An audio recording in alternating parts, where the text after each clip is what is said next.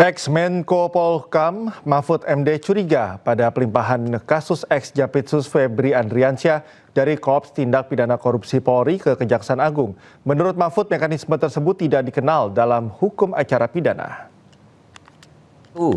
Dengan dialihkannya kasus yang tersangkanya belum diperiksa oleh penyidik Polri ini, maka tersangka Febri Adriansyah bisa mengajukan pra-peradilan dan mungkin saja menang karena dia dijadikan tersangka tanpa diperiksa lebih dulu, kemudian kasusnya dialihkan ke kejaksaan, bukan dilimpahkan.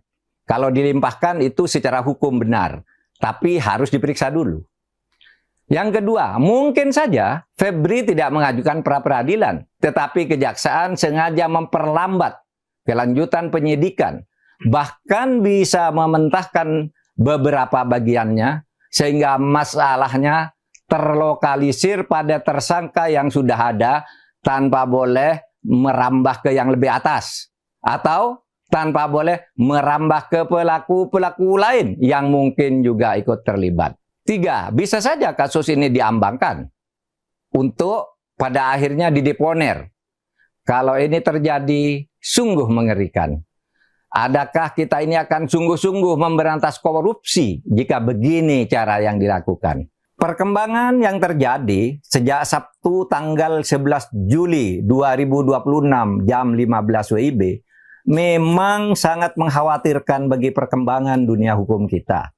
Perang proksi yang tak bisa disembunyikan ini dan yang kemudian melahirkan kompromi berupa pengalihan kelanjutan penyidikan ini bukan hanya merusak mekanisme hukum acara pidana, tetapi juga merusak sistem hukum dan cara berhukum kita dalam hidup bernegara. Sementara Ketua Komisi 3 DPR RI, Habibur Rahman, menyatakan pengalihan kasus ex-Jampitsus Febri Adriansyah dari Polri ke Kejaksaan Agung hanya penyerahan dan bukan pelimpahan. Namun Komisi 3 berencana meminta masukan langsung dari Mahfud MD terkait kasus Febri Adriansyah. Kami ini anggota DPR bukan hanya berkepentingan untuk bicara, tapi kami justru harus mendengar, termasuk masukan dari Pak Mahfud. Apakah sudah sesuai dengan KUHP atau belum? Ya, kalau menurut Pak Mahfud belum sesuai dengan KUHP, ya mungkin kami juga akan undang Pak Mahfud. Ya, kami akan dengar pendapat beliau, kan beliau profesor. Ya, kita tentu soal keilmuan harus banyak belajar dari beliau. Kalau menjadi masukan ya akan kami teruskan. Ya, jadi kita belum sampai kesimpulan juga, Pak. Memang itu bukan pelimpahan sebagaimana rangkaian hukum acara pidana dari penyidik ke penuntut. Ya, itu bukan, itu penyerahan penanganan perkara dari institusi namanya polisi, Polri, Barreskrim Kortas ke institusi lain, kejaksaan. Kita soal melanggar nggak melanggar KUHP kita tunggu masukan ya dari teman-teman Pak Mahfud. Tapi ada sisi-sisi yang saya sampaikan tadi, ya. Sisi-sisi bahwa kita menghindari gesekan antar lembaga. Ini nggak ada di KUHP, tapi ini adalah masalah real yang harus kita pecahkan saat ini. Sebelumnya, masyarakat anti korupsi atau MAKI menilai pelimpahan kasus korupsi ex-Jampitsus Febri Adriansyah dari polisi ke Kejagung melanggar aturan. Selain penyidikan belum selesai, kasus Febri juga masih dalam tahap penyidikan dan berkas perkara belum lengkap atau P21.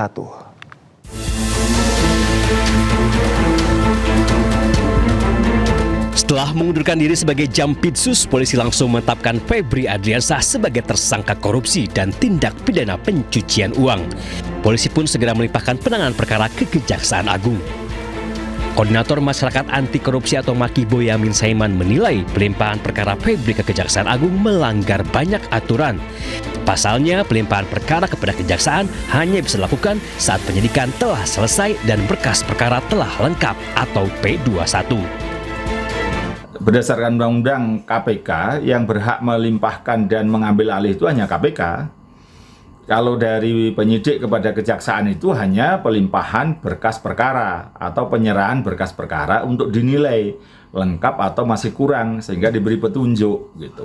Nah, kalau lengkap dinyatakan lengkap maka diserahkan tersangka dan barang buktinya.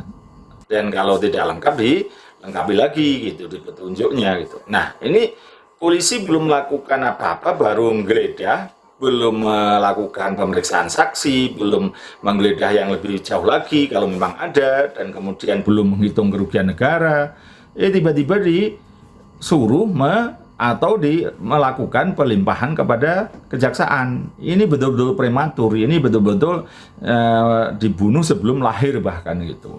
Jadi ini yang menurut saya salah kaprah, melanggar KUHAP. Sementara itu, menurut Kortas Tipikor Polri, pelimpahan kasus Febri ke Kejagung dilakukan demi membangun sinergi kelembagaan antar penegak hukum.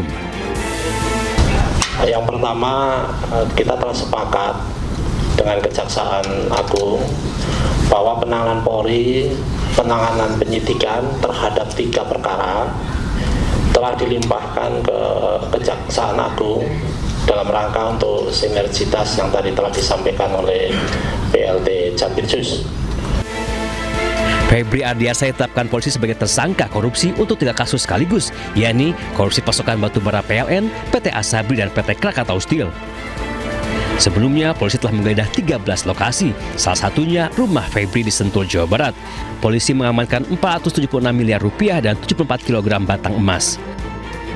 Walaupun sudah ditetapkan sebagai tersangka, namun hingga kini ex Jampitsus itu belum ditahan, bahkan belum diketahui di mana rimbanya. Tim Liputan iNews melaporkan.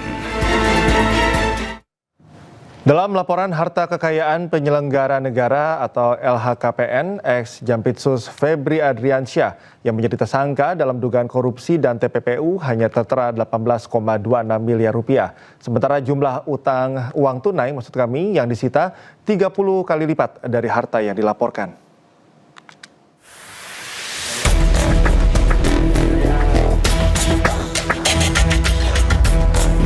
Setelah ex-Jampitsus Febri Adriansyah ditetapkan sebagai tersangka dugaan korupsi dan tindak pidana pencucian uang, laporan harta kekayaannya sebagai penyelenggara negara turut disorot. Febri Adriansyah melaporkan harta kekayaannya per 31 Desember 2025 terdiri dari tanah dan bangunan merupakan aset yang terbesar. Alat transportasi dan mesin,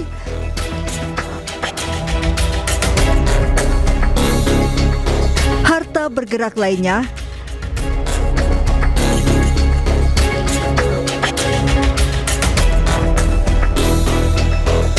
kas dan setara kas serta harta lainnya.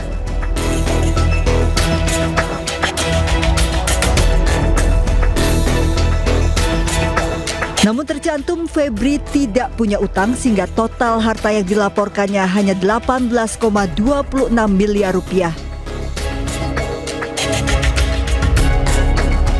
Dari jumlah LHKPN ini terdapat kesenjangan dengan temuan barang bukti fantastis, uang tunai dan emas batangan yang disita Kortas Tipikor Polri sejumlah 543,2 miliar rupiah dan 74 kg emas batangan. Dengan uang tunai yang disita saja jumlahnya 30 kali lipat dari harta yang dilaporkan, belum termasuk emas batangan. Meski Febri menyebut barang bukti yang disita ada pemiliknya. Sementara dalam konferensi pers di Kejaksaan Agung sebelum mengundurkan diri, Febri mengakui rumah di Sentul yang digeledah merupakan rumah pribadinya. Namun ternyata rumah ini tidak terdaftar dalam LHKPN. Yang kedua tentang rumah Sentul, ya, itu memang rumah pribadi Jampitsus yang sudah sejak lama. Itu bisa dilihat bagaimana proses kepemilikan sejak awal. Pada pelaporan berkala terdapat kenaikan kekayaan setelah menjabat sebagai Jampitsus dari tahun 2022 sebesar 6,3 miliar rupiah menjadi 18,26 miliar rupiah di 2023. Namun tahun 2024 dan 2025 hartanya tidak terdapat perubahan, tetap 18,26 miliar rupiah. Dari Jakarta, Tim Liputan iNews melaporkan.